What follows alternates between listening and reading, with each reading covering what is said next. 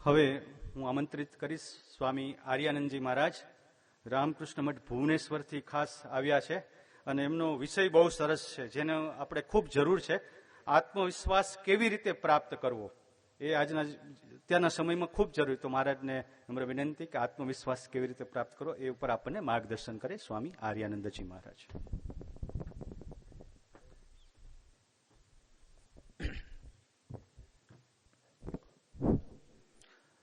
नमस्कार दोस्तों, हम सभी लोगों को अगर हमें आगे बढ़ना है किसी भी क्षेत्र में, चाहे पढ़ाई हो या कुछ भी हो, तो हमें आत्मविश्वास की बहुत जरूरत है, चाहे वो बिजनेस भी हो. और हमें कम ज्यादा ये प्रॉब्लम आता है. तो हमारे पास समय कम है, मैं बहुत ज्यादा एक्सप्लेन नहीं करूंगा, लेकिन मेरा फोन नंबर मैं आपको दे सकता हूं बाद में. तो सबसे पहली स्टेप, अगर समझो आपको लेक्चर देना है तो बहुत बड़ा कदम मत उठाना. आत्मविश्वास कम है, स्टेज पे हम कम आते हैं, तो छोटे बच्चों के सामने बोलिए पहले आप, फिर 8वीं 9वीं 10वीं 12वीं, फिर कॉलेज, यहां तक कि आप कारपोरेट लाइन में भी बाद में बोल सकते हैं. ऐसा मत सोचना कि मैं अभी तक कभी बोला नहीं हूं. मैं भी कभी स्कूल कॉलेजेस में बोला नहीं था, लेकिन अभी hundreds of lectures I deliver in colleges, so you can also do that. Then second, एक स्वामी विवेकानंद कठोपनिषद में एक कहानी बताते. एक छोटा लड़का है नचिकेता नाम का, उसके पिताजी एक बार उसके ऊपर गुस्सा हो जाते हैं और उसको बोलते कि मैंने तुमको यम को दान दिया. अब वो क्या सोचता है उसी ढंग से हमने सोचना है. वो बोलते कुछ फील्ड ऐसे है कि जिसमें मैं नंबर 1 हूं, बहुत सारे फील्ड ऐसे है जिसमें मैं मध्यम हूं, लेकिन विश्व का ऐसा एक भी कार्य नहीं है, एक भी फील्ड ऐसा नहीं है कि जिसमें मैं लास्ट हूं. तो हमने देखिए, हम हर एक में फर्स्ट नहीं हो सकते. उतनी खुद से अपेक्षा भी मत करना कि मैं हर एक फील्ड में नंबर 1 रहूंगा. No, you will be cheating yourself. Okay, लेकिन कुछ क्षेत्र है कि मैं नंबर 1 हूं. शायद हो सकता है मैं रंगोली निकालने में नंबर 1 हूं, मैं विकेट कीपर नंबर 1 हूं, भले बैट्समैन नहीं हूं. मेरा स्वभाव बहुत अच्छा है, मेरे में इलास्टिसिटी बहुत अच्छी है, एडजस्टमेंट नेचर बहुत अच्छा है. अरे एडजस्टमेंट नेचर से भी आप बहुत बड़े बन सकते हैं. ओके, तो लेकिन मैं लास्ट नहीं हूं. घर जाने के बाद एक काम कर सकते हैं, बहुत फायदे की बात है. आपने एक नोटबुक में, जो परमानेंटली रखना, वो एक डायरी में आपके क्या क्या पॉजिटिव गुण है उसमें लिख के रखो. और बाद में उस पॉजिटिव गुण को, अभी वो जो पॉजिटिव गुण है शायद आप में वो 50% है, लेकिन हम उसको 60%, 80, 90, 100 और ऐसे देखेंगे 5, 10, 15, 20, 50 गुण आप में है. उसमें और ऐड करते रहेंगे हम, और उसकी क्वालिटी हम बढ़ाते जाएंगे. आप देखना आपका विश्वास बढ़ता है. और तब आपको लगेगा, जब आप कभी डिप्रेशन में रहेंगे, निराश होते, यार मेरे को दोस्त नहीं है यार ऐसा वगैरह, तो पढ़ लेना, और यार इतना मेरे में है, अगर वो मेरे से दोस्ती नहीं कर रहे तो they are not fit. Problem is there, they are loser, not me. It doesn't mean that you should not introspect yourself. You should introspect yourself mercilessly, लेकिन खुद को दोष देते नहीं रहना. अरे यार मैं तो ऐसा हूं, मैं तो ऐसा हूं. उससे आपका कॉन्फिडेंस बहुत डाउन होता है. और स्वामी विवेकानंद बोलते हैं कि जो आदमी खुद की घृणा करता है उसका पतन निश्चित है. So the formula is love yourself but not blindly. Introspect yourself mercilessly and try to improve yourself. हाँ, मेरे में ये है और मैं और महान बनूंगा, विश्व की कोई भी शक्ति मुझे रोक नहीं सकती. So this is confidence. Okay, and what Swami Vivekananda says, faith, faith, faith, faith in yourself, faith in God, and that is the secret of greatness. और हमको ना बेटा ग्रेट बनना ही है, सिर्फ खुद के लिए नहीं. स्वामी विवेकानंद क्या बोलते, आत्मन मोक्षार्थम जगत हिताय च. हम खुद का उद्धार करेंगे ही, विश्व की कोई शक्ति हमें रोकेगी नहीं, और हम लोगों की भी मदद करेंगे. I will be a candle, मैं सूरज अगर नहीं भी हूं। एक बहुत पुराना गीत बहुत अच्छा है, सूरज ना बन पाए तो बन के दीपक जलता चल। देखिए, हम सूरज नहीं बन पाएंगे शायद, लेकिन हम दीपक बन सकते हैं, खुद को प्रकाशित कर सकते हैं और दूसरे को भी उजाला दिखाएंगे। अब ये सब स्वामी जी है यहाँ, ये दूसरे को उजाला दिखा रहे, और इसमें से आप जैसे वॉलंटियर भी वो करेंगे ही करेंगे। ओके, अब दूसरा, don't compare your self with others. Healthy competition is okay, लेकिन अरे यार उसने ये लाइन ली तो मैंने भी वो लाइन लेनी चाहिए, अरे वो कुएं में कूद रहा है तो मैंने भी कूदना ही चाहिए। नॉनसेंस। अरे उसका बॉडी माइंड कॉन्स्टिट्यूशन कुछ अलग होगा, मेरा अलग है। और यार हटके करके दिखाओ ना। वो भेड़ रहती है, भेड़, एक भेड़ जिधर जाती है ना, बाकी सब भेड़े उसको ही फॉलो करते हैं। वो सामने की भेड़, उसने किसी गड्ढे में अगर जंप लगाया ना, बाकी भेड़ भी हरिओम रामकृष्ण। अरे नहीं, एक आदमी है, उसका मालूम है उसने क्या बिजनेस शुरू किया। अरे आज उसका ना करोड़ों रुपए का बिजनेस है, करोड़ों रुपए का। अब उसका सेल्फ कॉन्फिडेंस देखना, उसने कुछ, अरे मैं इंजीनियरिंग करूंगा, अरे आईआईटी क्रैक करूंगा, अरे कोटा में जाके सुसाइड करूंगा। नो, उसका बिजनेस मालूम है क्या है? अरे आप सोच नहीं सकते ऐसा बिजनेस है उसका। आप भी वो कर सकते। आपके घर में, हमारे आश्रम में काम करने वाले, साफ सफाई करने वाले आदमी चाहिए, बराबर ना? हॉस्पिटल में चाहिए, लाइब्रेरी में चाहिए। इस बंदे ने ये सोचा कि बोले ऐसा एक मैं बड़ा ग्रुप बनाऊंगा काम करने वालों का, मैं बिजनेसमैन बनूंगा। और कोई बुद्धिमान होता तो बोलता, जो कॉन्फिडेंस हमारा डाउन करते हैं वो लोग, अरे यार कभी देखा क्या ऐसा बिजनेस रहता है क्या? यार बुद्धि है कि नहीं? तू ना यार साव जैन दे, सामने का शब्द छोड़ दीजिए। अब लेकिन उसने सुना नहीं किसी का। खुद के ऊपर विश्वास, भगवान के ऊपर विश्वास, नम्रता है। और उसने ये जो बिजनेस शुरू किया, अरे यार आज ना उसके बंदे प्राइम मिनिस्टर हाउस में, प्राइम मिनिस्टर कार्यालय में, राष्ट्रपति के यहां, सब इसके आदमी काम करने वाले रहते हैं। और आज वो करोड़पति नहीं है, अब्जोपति है। आपको गूगल में देखना है तो Hanumant Gaikwad BVG group type करके देख लेना। और बिल्कुल छोटे से विलेज से आया है। महाराष्ट्र में सातारा नाम का एक डिस्ट्रिक्ट है, सातारा में भी एक तालुका है, तालुका के पास से आया है। तो ये भी मत सोचना, अरे यार હું તો સાવ નાનકડા ગામડાથી આવું છું તો હું કઈ કરી શકતો નથી। No, you can do. Okay. दूसरा, स्वामी जी बोलते हैं, जो भी कुछ आपको फिजिकली, मेंटली, स्पिरिचुअली वीक करते हैं, reject it as a poison, whatever make you weak. अब ना आप देखना कि आपका पॉइजन क्या है, उसको रोकना। कभी कभी आपके दोस्त लोग भी पॉइजन रहते हैं, reject it as mercilessly, otherwise वो लोग आपका कॉन्फिडेंस फिर बहुत डाउन करते हैं। अच्छा, दूसरा, आपका व्यवहार भी दोस्तों ऐसा मत करना कि लोग आपकी मजाक उड़ाएंगे, टिंगल करेंगे, आपको जोकर समझेंगे। यार आप जोकर जैसा व्यवहार भी नहीं करना है, बराबर? ये फर्स्ट बात।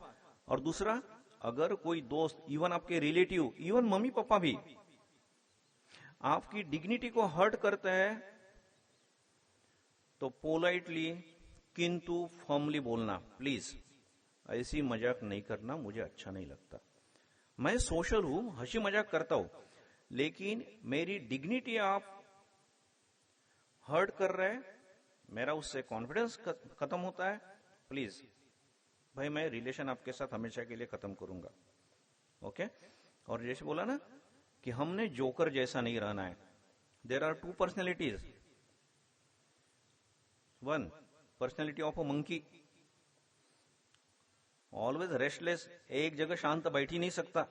उसको बोलो भैया मैं एक कैडबरी देता हूं तुमको, वो बोलेगा भैया 2 कैडबरी दो, लेकिन मैं शांत नहीं बैठ सकता, इधर उधर देखते रहेगा वो, है ना? और लॉयन देखना,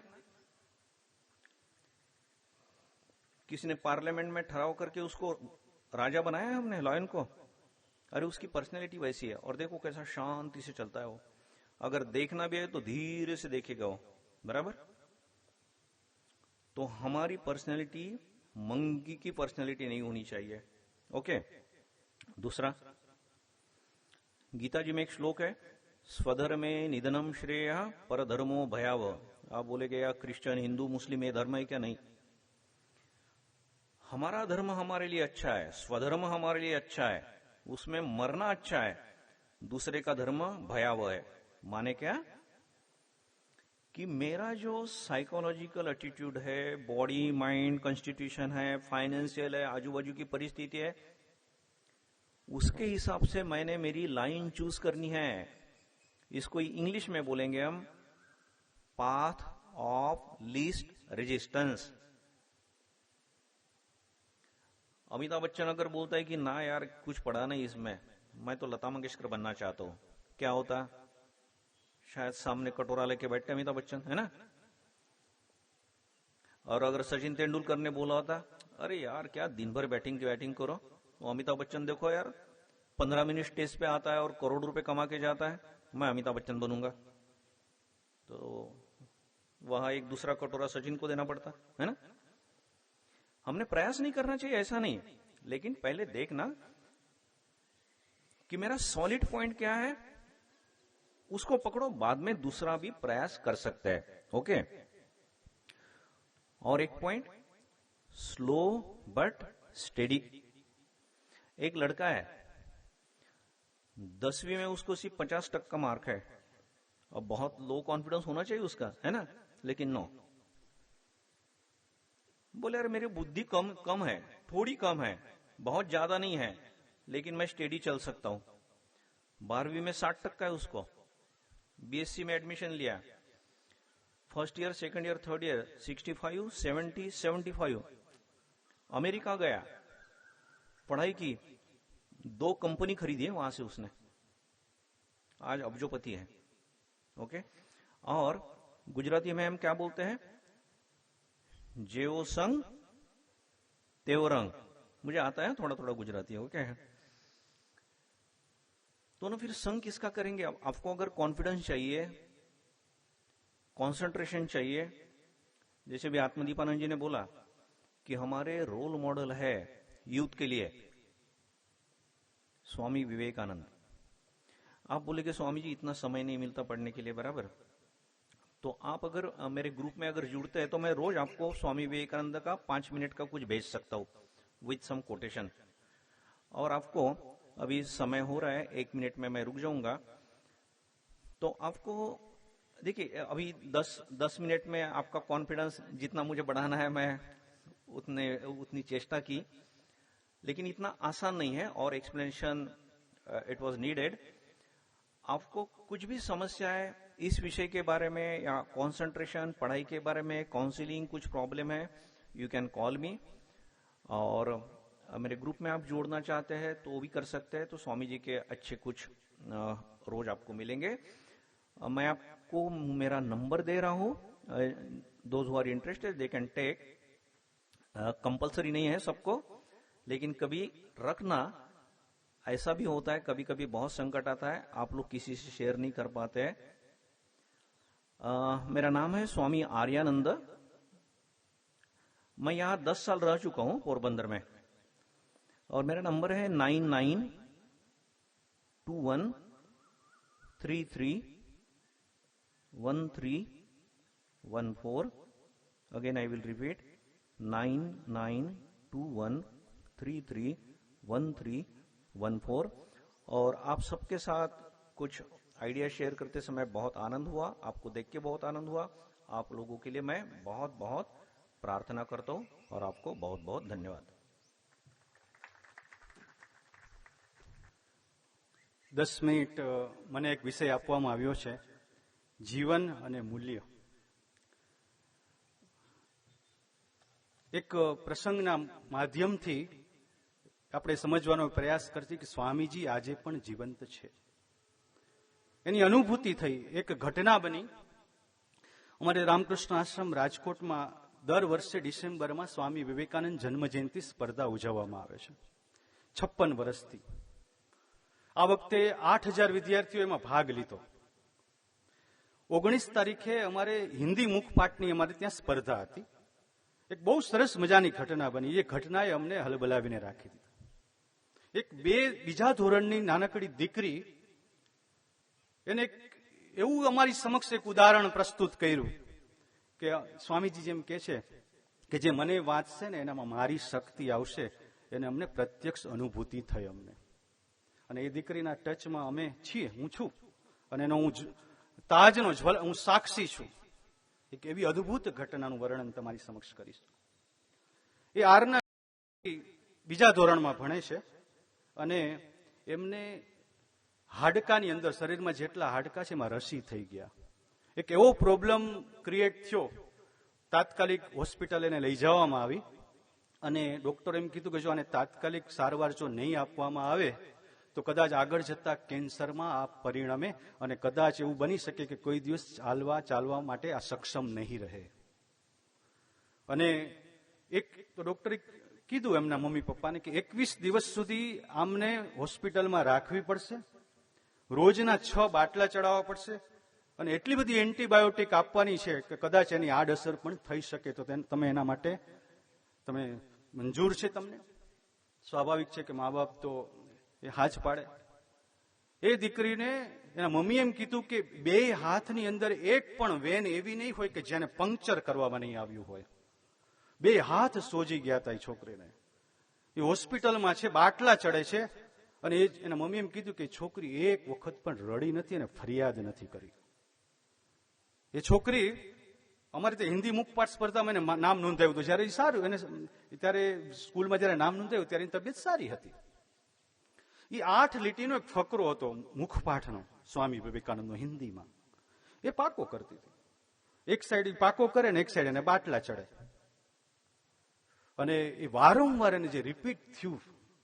અને 19 તારીખે જયારે સ્પર્ધા હતી, 18 તારીખે રાત્રે એના મમ્મીને એમ કે છે કે મમ્મી કાલે હિન્દી મુખપાઠ સ્પર્ધા છે, સવારે 8 વાગે મારે આશ્રમ પહોંચવાનું છે. તો એના મમ્મી એમ કીધું બેટા તું ચાલી નથી શકતી, ઊભી નથી થઈ શકતી, તારે બાથરૂમ જવું હોય પણ હું તને હાથ ચાલીને લઈ જાઉં છું, તું કેવી રીતે કરીશ દીકરી? બેટા રહેવા દે, આવતા વર્ષે આપણે ભાગ લેશું. તો રડવા માંડી. પહેલી વખત રડી છે હોસ્પિટલમાં, રડવા માંડી. પપ્પાને બોલાવો, મમ્મી મારે જવું જ છે, ગમે તે કર. ડોક્ટરને પૂછવામાં આવ્યું કે કઈ વાંધો નહીં, લઈ જાઓ તમે તારે, હવે 2 દિવસની ટ્રીટમેન્ટ બાકી છે. એના મમ્મી પપ્પા જયારે આશ્રમમાં લઈને આવ્યા, હું ગેટ ઉપર ઉભો હતો. એના મમ્મી એમ કીધું કે એક કામ, આમનું પેલો ટર્ન લઈ લેશો, કારણ કે મારે અમને પાછી બાટલા ચડાવવા જવું છે. કોઈ વાંધો નહીં. અમે લિફ્ટમાં લઈ ગયા. ચાલી નથી શકતી. લિફ્ટમાં લઈ ગયા, રૂમમાં એને દાખલ કરાવી. તો મેં કીધું બેટા ખુરશી પર બેસ. તો કે નહીં, હું નીચે જ બેસીશ. એ નીચે બેઠી. અને જયારે એનો ટર્ન હતો, પેલો જ ટર્ન હતો, નિર્ણાયકોને કહેવામાં આવ્યું કે આને પેલો જ વારો લઈ લો. એટલે જયારે ઊભી થઈ ને, બાજુમાં દિવાલ હતી, એટલી ધ્રુજતી હતી છોકરી. તો નિર્ણાયકોને એમ લાગ્યું કે કદાચ આ પડી જશે તો માથામાં લાગશે. નિર્ણાયકોને ખબર નથી કે આની હાલત મને જ ખબર છે, ખાલી મેં એમ કીધું પેલો ટર્ન લઈ લો, માથામાં લાગશે. તો એમને નિર્ણાયક એમ કીધું બેટા એક કામ કર, સ્ટોપ, પેલા તું ખુરશી લે, ખુરશી પર બેસ, આ અમારો હુકમ છે. બેસવાની ના પડતી હતી કે નહીં મારે ખુરશી પર ન બેસાય, બેસાડી પરાણે. અને એને જે બોલવાનું જે ચાલુ કર્યું છે, શું જોરદાર, જબરજસ્ત. એને 8 લીટીનો ફકરો એને 2.5 મિનિટમાં પૂરો કર્યો. એટલું જબરજસ્ત બોલી, ધ્રુજાવી દીધું. અને એ વખતના જે સ્કૂલ ક્લાસમાં જે વિદ્યાર્થીઓ હતા એને એમ લાગ્યું કે આ છોકરી ખરેખર શારીરિક નબળાઈ છે, આને તો આ માનસિક કેટલી મજબૂત છે. પછી હું એમને લઈ ગયો નીચે, એમના મમ્મી પપ્પાને સોંપવામાં આવી. 11 વાગે એ ખંડના જે નિર્ણાયક હતા એ મારી પાસે આવ્યા અને એમ કીધું કે આ આરનાનો 2nd નંબર આવ્યો છે, 2nd નંબર એને પ્રાપ્ત કર્યો છે. એમના મમ્મીને મેં ફોન કર્યો, બેન દીકરીનો આરનાનો 2nd નંબર એમને પ્રાપ્ત કર્યો. તો એના મમ્મી રડવા માંડ્યા. શું વાત કરો છો? આ મારી દીકરી, મારે એને કંઈક જોતું હોય તો મને નથી બોલી શકતી ક્લિયરલી, મને નથી કહી શકતી કે મમ્મી મને પાણી આપ, મને જમવા, મારે આ જોઈ છે, એટલું ક્લિયર નથી બોલી શકતી. અને ત્યાં શું એવી ઘટના બની, શું આશ્ચર્યચારક એ ઘટના બની હશે? આ તો ચમત્કાર છે. એ રડવા માંડ્યા કે પ્લીઝ મારાથી વાત નથી થતી, મારી દીકરી સાથે વાત કરો. મેં આરના સાથે વાત કરી. મેં પેલો જ શબ્દ એને જ કીધું, બેટા એ પ્રાઉડ ઓફ યુ. અને તારી જગ્યાએ જો હું હોઉં ને તો હું આ ન કરી શકું. આ તમને બધાને ક્વેશ્ચન છે, આ કરી શકો તમે લોકો? આ પરિસ્થિતિની અંદર હું તો ન કરી શકું, તમે કદાચ કરી શકો તો બહુ સારું, પણ તાકાત નથી. એના માટે થઈને કેવી માનસિક તાકાત, શક્તિ જોઈએ. અને પછી મેં આરનાને કીધું કે બેટા, તારો જે નંબર આવ્યો છે એ ચીટ હજી મારી પાસે છે. ચીટ, આ ચીટ હું કોઈને નહીં આપું, તારે જ લેવા આવવું પડશે. અને એને શું કીધું ખબર છે? ચીટ લેવા પણ હું આવીશ, અને મને જે ઇનામ મળવાનું છે એ પણ લેવા હું આવીશ. અને 21 તારીખે મેં ફોન કર્યો એના મમ્મીને. મેં કીધું આરનાને કેમ છે? તો કે શું વાત કરું, આશ્રમેથી જ્યારે આ દીકરી આવી છે મારે એને હેલ્પ કરવી નથી પડી, એની મેળ જ બધું કરે છે. એનો કોન્ફિડન્સ એટલો બધો ક્રિએટ થઈ ગયો છે, એટલો બધો આત્મવિશ્વાસ આવી ગયો છે એનામાં, કે એનું જાતે જ બધું કરે છે, એને મારે હેલ્પ નથી કરી. અને ગઈકાલે સ્કૂલ પણ ગઈ હતી. અને બીજું કે ડોક્ટરોને બતાવવામાં, ડોક્ટરે કીધું કે બહુ ઓકે છે, હવે તો આ બસ 2 જ બાટલા ચડાવવાના છે, સારું થઈ ગયું છે. અને એ દીકરીને સારું થઈ ગયું ને રેગ્યુલર ક્લાસમાં જઈ રહી છે. હવે એ દીકરીને પાછું એના મમ્મીને પછી એને એક મહિના મમ્મીએ બહુ સરસ વાત કરી કે તમને એક વાત કરું, આ તમે ચમત્કાર ગણો કે જે કંઈ ગણો, પણ આરનાએ બહુ સરસ વાત કરી. મમ્મી, હું કોઈ દી આશ્રમ નથી ગઈ, મેં કોઈ દી સ્વામી વિવેકાનંદને વાંચ્યા નથી. એક આટલો ફકરો, 8 લીટીનો ફકરો વાંચવાથી જો મને આટલી શક્તિ પ્રાપ્ત થઈ હોય, આટલી બધી મને ઉત્સાહ, આટલો બધો આત્મવિશ્વાસ, તો મમ્મી હું વધારે બુક વાંચવા માંગુ છું સ્વામી વિવેકાનંદની. મને પ્લીઝ આશ્રમેથી મને વધુ બુક લઈ આવી દે મને. આ છે તાકાત સ્વામી વિવેકાનંદની. સ્વામીજી કહે છે કદાચ એવું બની શકે કે આ શરીરમાં ન રહું, પણ હું પ્રેરણા આપતો હું સતત પ્રેરણા આપીશ. અને એનું જ્વલંત ઉદાહરણ અમે જોયું. અને આરનાજી બોલી હતી ને, આરનાજી ફકરો બોલતી હતી ને, એ ફકરામાં વારંવાર એને રિપીટ, એને પોતે, મારી પાસે વિડીયો છે, તમારે જોતો હોય તો હું આપી શકીશ. એમાં એને કીધું છે કે એ ફકરામાંથી જ એમને પૂછ્યું તને પ્રેરણા ક્યાંથી મળી દીકરી? તો એને એમ કીધું કે આ ફકરાની અંદરથી જ મને પ્રેરણા મળી. એમાં ફકરામાં લખ્યું હતું કે જેને પોતાનામાં વિશ્વાસ નથી અને ઈશ્વરમાં શું શ્રદ્ધા હોઈ શકે? જેને પોતાનામાં શ્રદ્ધા છે એને જ ઈશ્વરમાં શ્રદ્ધા, અને જેને પોતાનામાં શ્રદ્ધા છે ગમે તે કરી શકે. એક સાપનું ઝેર હોય ને, એમ તમે એમ કહો ને કે આ ઝેર નથી નથી નથી કરીને જો તમે પી જાઓ ને તો એ ઝેર પણ બિનઅસરકારક થાય. એનું જ્વલંત ઉદાહરણ આ આરના દીકરી દેખાડ્યું છે. એટલે અમારો વિશ્વાસ, અમારો દ્રઢ વિશ્વાસ અમારા બધાની અંદર. અને આ ઘટના મેં ક્લાસમાં જઈને કીધી. કેટલા બાળકો તો રડવા માંડ્યા, કેટલા જજીસ રડવા માંડ્યા. અરે આ બીજા ધોરણની દીકરી, આટલું બધું. તો આજ પણ અમ લાગે છે કે સ્વામીજી હજી પણ પ્રેરણા આપી રહ્યા. સ્વામીજી બોલ્યા નથી, સ્વામીજી પ્રત્યક્ષ કરીને બતાવે. અમે તો બધા વિદ્યાર્થીઓ પાસે જઈએ છીએ, સ્કૂલ કોલેજોમાં, કેટલા બધા ઉદાહરણો. સ્વામીજી આજે પણ જીવંત છે. કાંઈ કરવાની જરૂર નથી. યુવાન ભાઈ બહેનો, ફક્ત એટલું જ કરો, read Swami Vivekananda, know Swami Vivekananda and follow Swami Vivekananda. બસ આટલું કરો. સ્વામીજી કહે છે કે લોકોના હાથમાં મારા વિચારો રાખી દો, પછીનું કામ મારું છે. બસ એટલા માટે જ આ યુવા શિબિરો કરવામાં. સ્વામીજીના વિચારો તમારા હાથમાં જ રાખવામાં આવશે. તમે જયારે અહીંથી જશો ને ત્યારે 6 પુસ્તકોનો એક સેટ આપવામાં આવશે. એટમ બોમ્બ છે પુસ્તકો, જોરદાર. શું કે છે સ્વામીજી? બહુ અદભુત એક વાત કે છે સ્વામીજી. મારા બહાદુર બાળકો, જો કેવી સરસ વાત કરી, આપણને કેવી રીતે સંબોધન. મારા બહાદુર બાળકો, તમે મહાન કાર્ય કરવાનો માટે તમારો જન્મ થયો છે.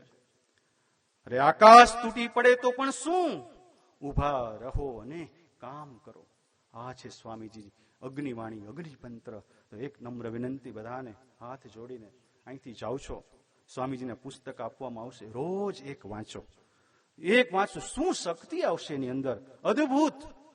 અને મેં જ્વલંત, મને મારી સામે ઉદાહરણ આરના દીકરી છે. કોઈ દિવસ સ્વામીજી બીજા ધોરણની દીકરીને જો આટલી પ્રેરણા મળતી હોય તો તમને ને મને કેમ ના મળે? માટે સ્વામીજીનો હાથ ચાલી લો, બસ બીજું કાંઈ કરવાની જરૂર નથી. ખૂબ ખૂબ આભાર.